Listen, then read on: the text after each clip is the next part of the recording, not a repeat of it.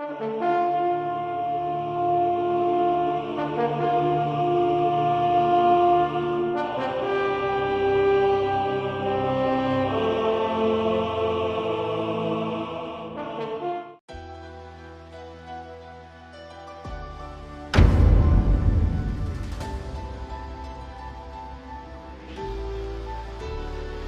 guys, and welcome to the Watch Anime channel. My name is Juan, and today we're going to be discussing My Hero Academia episode 2. And today we're going to get a bunch of juicy stuff, guys, because a lot actually happened in this episode too. So before we get started, I'd like to say just a little preview of what I said in episode 1. Episode 1 was more just of introducing people into My Hero Academia, as well as giving you like a little fun episode. So it wasn't really related to the plot. But and so people were really underwhelmed. But now after this episode kind of got me a little bit excited for more episodes, because we finally got introduced into the school trip arc, and they actually did a lot in this episode, to be honest. When it came at least to action and the trip itself. So let's start off with the very beginning. We start off with obviously this little at the villain bar, saying that their plans are going to get started, which is kind of teasing the school trip arc and what the conflict is going to be during that arc. And then it goes off to saying that they're going to go on this summer training, and essentially they go on the bus and they get there and they finally meet the Pussycats, which I gotta say, they only show I think 2 of them out of the 4, and the 2 ones that they have there are pretty amazing, to be honest. There's this little calm, cute girl. I don't remember. And then there's this girl, one of the Pussycat members. She's super desperate because she's like old, because they've been working together for 12 years, and I think they get out when they're 18. So she's like around 30 years old, I think. But she says she's 18 at heart. It's hilarious. I love that part so much. Also, I kind of skipped that part of the episode, that we're gonna get more teases of Deku and Uraraka. We kind of get teases of that throughout the very beginning of the episode, where kind of little romantic involvements and how they both like each other, but they haven't confessed yet. So that's pretty cool to see. I love that ship. But yeah, we get introduced to the Pussycats, and they stop and they have to reach this. And what happens is that the students are told that they have to reach this point in this forest by noon, or else they won't get lunch. And that's essentially where they're going to be staying for this summer camp. And they have to get through this forest, which the Pussycats force them to go through, and it's called the Beast Forest. And it's crazy because it's just literally a forest full with these clay-made beasts, which are actually pretty strong. And the episode gets right into the action, and the action is amazing. We get to see Deku in that full cowling power of One for All. We get to see Todoroki and Bakugo working together. We get to see Ida and Deku working together. We get to see Sue and Uraraka working together. We get to see all the classmates working all together, and it was amazing. I love that. But what happens, essentially, they were given 3 hours to get there, and they actually took the whole day to get there, which is pretty crazy. They get there like around, let's say, probably 7 or 8. It's about to be nighttime. But yeah, and the Pussycats mentioned that 4 of the students kind of stood out the most, and that was Deku, that was Bakugo, that was Ida, and that was Todoroki, who stood out. And then essentially the rest of the episode is kind of a break, you know? We saw the action, we get introduced to the Pussycats, we get introduced to the school trip arc, and then we just take a little break. And essentially what they do is they just show them eating. We also get introduced to this little kid, Koto or Toka or Toko or something like that. I forgot his name completely, but he's going to be really relevant in the school trip arc, I believe. So we get introduced to him, and it's shown that he really hates heroes.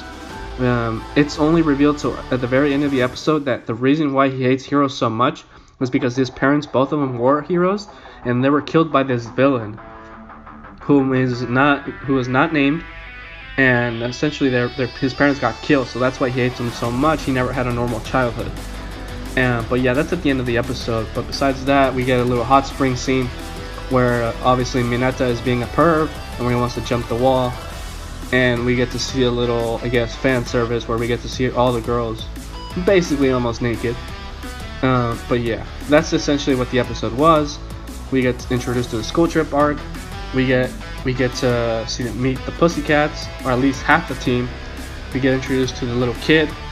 We get some action in between in the forest, the Beast Forest, and then we get some little Mineta perversion scene, and we get some fan service, and then that's essentially the episode, where we get to see some background on the little kid.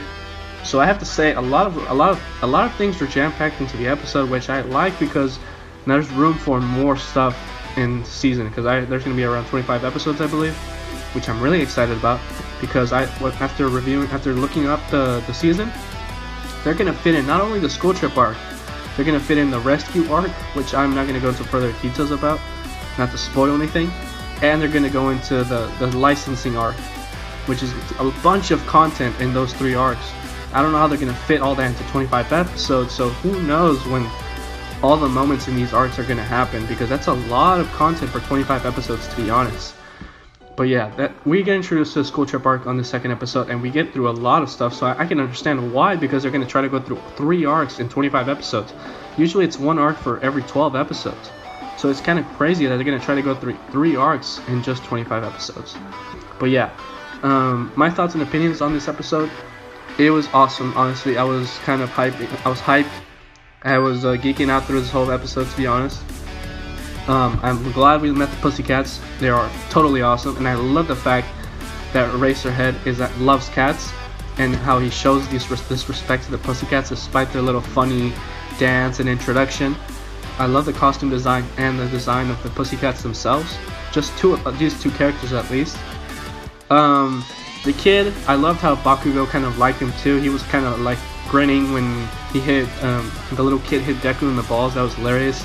I don't know, Bakugo thought he was kind of sweet, so that was funny to see. I don't think there's going to be a relationship in there, but I definitely see some kind of relationship between Deku and the little kid, because Deku is so worried about this kid throughout the whole episode, and he wants to kind of reconnect with it. He wants to kind of showing he wants to connect with this kid or change his mind about heroes.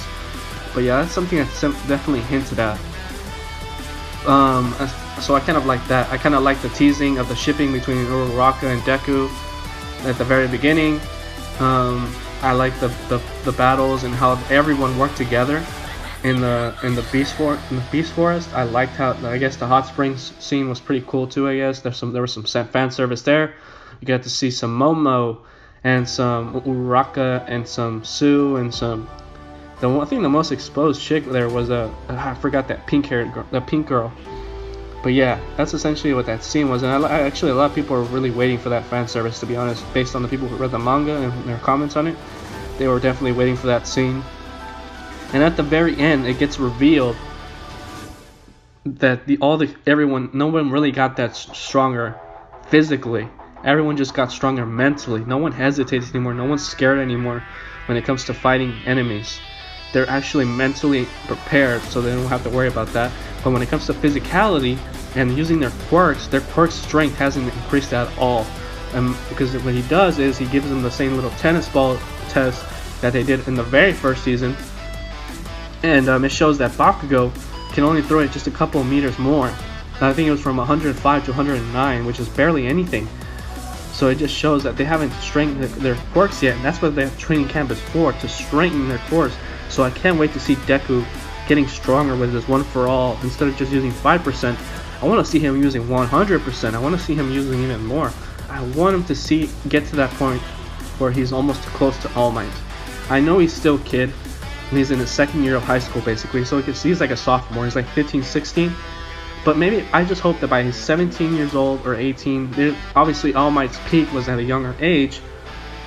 So I'm hoping Deku reaches that point, because they're obviously teasing the battle between Deku and this former rival that not really rival but villain that All Might fought, that injured his stomach. You know, he injured his stomach and left him scarred for a while, and that's why All Might is losing his powers.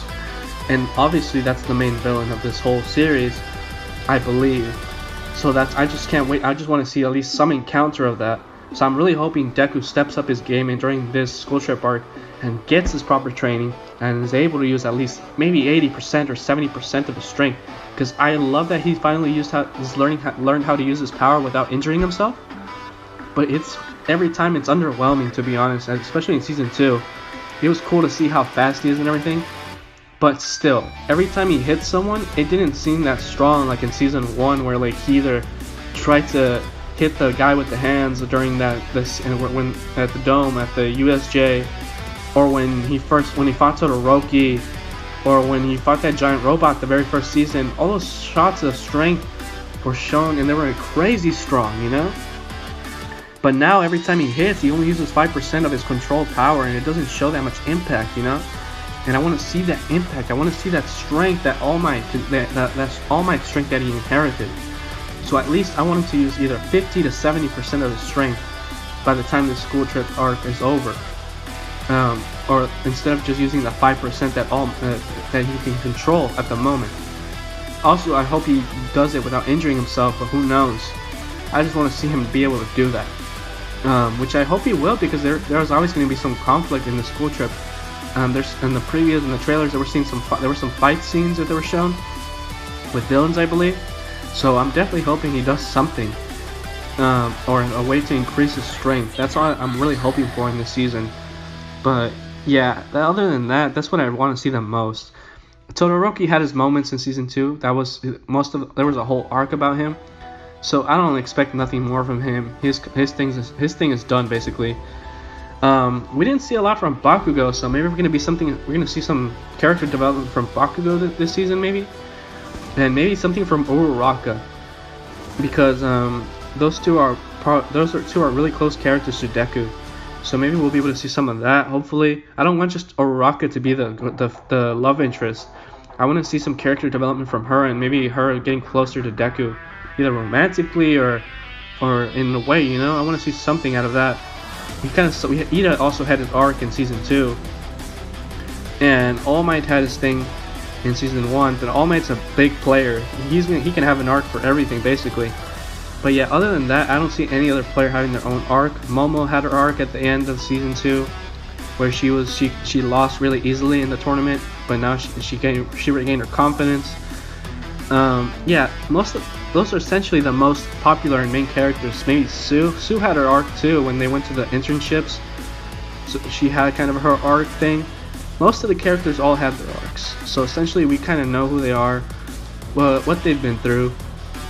But I want to see more of Deku, Bakugo, and Uraraka. Essentially, those three I want to see. Yeah, Uraraka had kind of her moments, and when she fought Bakugo, and we know about her past and how she wants to help her parents and she wants to get money for them and stuff. But I want to see more out of her, you know. And for Bakugo, we don't know anything about him. I know he has a mom in the manga. I don't think she's even been seen before. And I want to see what the background. I want to see his mom. I want to see his dad. I want to see why is he mad all the time. Why did he, why is he like that? I know it's because he got his quirk and he became kind of a bully. But there has to be more to it, you know. Why does he hate Deku so much? Does he really want to be friends with him? It's just, I want to see more of that, you know. I want to see a character development for Bakugo. He seems more villainous than a hero, and I want to see a more heroic side to him. So yeah, guys, that's all my thoughts and opinions were about episode 1 and 2, as well as some things I want for season 3 in total, to be honest. Yeah, I kind of ranted there for a little bit. But yeah, that's what I'm hoping to see in the season. Hopefully we do see all that stuff. But yeah, guys, that was my review for episode 2 of My Hero Academia. Comment down below to give your thoughts and opinions about the episode. Like this video to give it more exposure. Subscribe to our channel to be able to see more awesome content like this. And thank you guys for watching this video. I'll see you guys next time. Thank you. Thanks for watching the Watch Anime channel. Go and subscribe to their channel and enjoy awesome anime content, as well as exclusive content at their Patreon account.